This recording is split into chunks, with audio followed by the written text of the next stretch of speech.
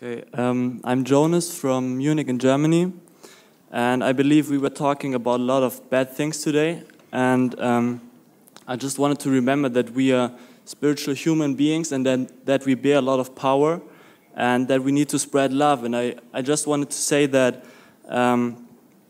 we have great power and a free will, and I believe that God and the laws of nature will support us because they want us to progress. So I believe we should also not only talk about everything what's happening outside, but also what's happening with us, and that we should get responsible for ourselves.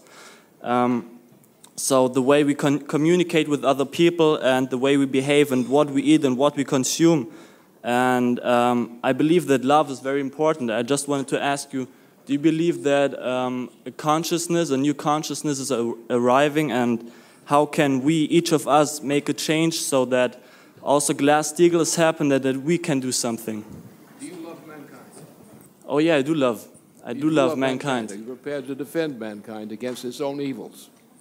I can't defend mankind against, I just can't change myself. I can't do anybody else, make anybody else change himself. I believe that everybody has to change himself first before he can ask other people to change something. Agreed that they have to be voluntary changes, but how do we induce the voluntary change?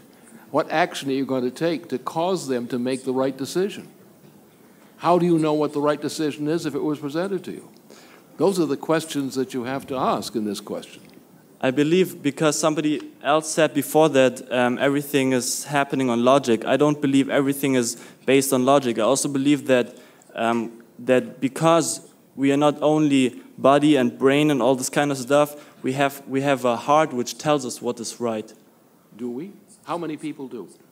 Not all of us, but I believe that most of the people want love, and that's why they need to consume, and that's why they need reputation, all this kind of stuff. Are they prepared to earn love? Excuse me? Earn love. How can you get other people to love if you don't get them earn their love? But what can we do, each of us? You have to find out what the action is, which is the loving action. What do you have to do and choose as your policy, not on the basis of what somebody out there wants to think is their policy or what should be your policy. You've got to make a judgment. You've got to judge and discover and work to judge and discover what the expression of love is.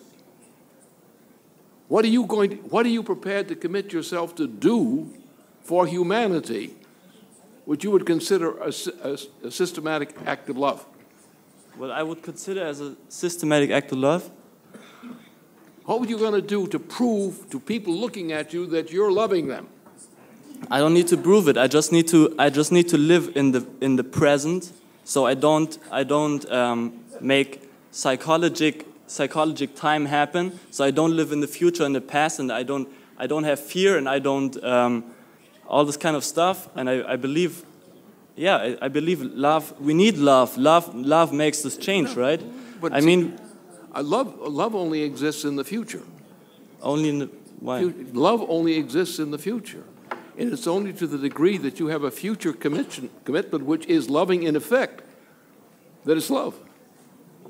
It's like the typical way, so the divorces occur on better bases than that.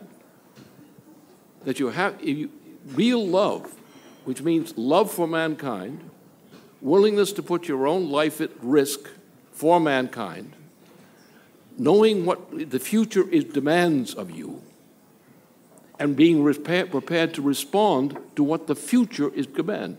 The problem is most people in society couldn't answer that question because they haven't thought it through. That mankind is different than the animal. The animal has no sense of a substantive future. Most people, unfortunately, in society today have no conception of a substantive notion of the future. I and other people who do know this know it. But we also know, because we know, what other people don't know. And most people have no idea in the world of what the future should be.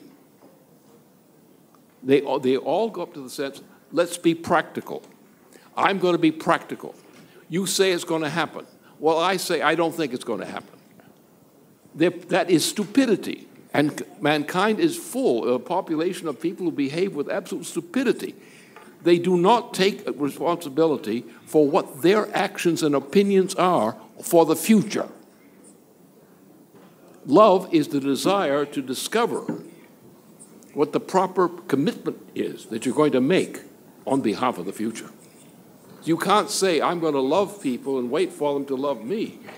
I don't say that. No, I wait. No, but Yeah, you could, that's Yeah. the hypothetical form. You can't say. So the point is, you have to have discover a commitment to discover what the commitment you should make is to the future, which means that you have an opinion about what you should believe to cause the future to occur on the basis of what you think is the step that you should take toward the future. I'm not criticizing you. I'm just saying you are avoiding your responsibility. No, I take responsibility for myself. Yeah, but you've got to take responsibility for others too. I can't. Why not? If you're raising children, Oh, you let the child decide for themselves. No, that's true. Of course you need. And aren't But most for people some children? people, they don't want help, you know. Some people you can't help. Well, you should try. Yeah, of course you should try. Of course. Okay. Can I? Well, thank you for that dialogue. I think it was very enlightening. Also, you might find some additional answer to what you asked in tonight's concert. Yeah. So, and now I'm very glad. Excuse me, Mr. I Feil. wanted to make a couple of observations about the question, which I think is very provocative, and I applaud the questioner. And in fact, we applaud all questions. Nobody should ever be embarrassed from raising questions. We should encourage them and praise their courage in recognizing they're not infallible and they can learn. That's the first thing. So this gentleman deserves an applause, in my judgment, for asking the question.